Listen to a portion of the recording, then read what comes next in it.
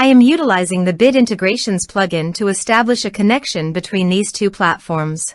Let's go to Bit Integration Dashboard. Create integration.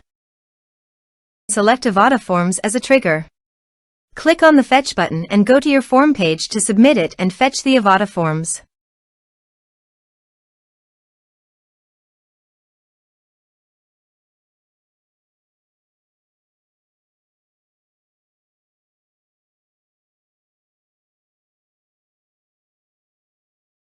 Submit it.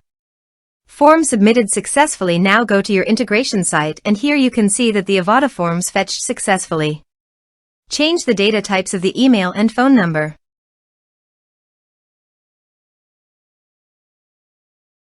Set action. Search and select ActiveCampaign. Give here the API URL and API key. So go to the ActiveCampaign site and go to Settings and Developer. Under the Developer you can show here API URL and API key. Copy the API URL and API key and paste it into the integration.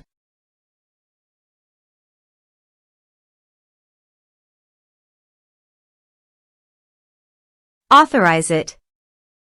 Authorization is successfully done. Now click on Next.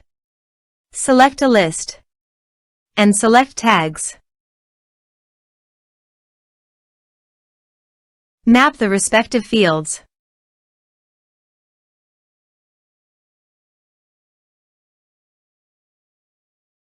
Under the action, you can update the ActiveCampaign by checking it. Here are advanced features in conditional logic. If you want, you can use it for your own requirement. Click on Next, finish and save it. Now visit your form page, fill it out, and submit it.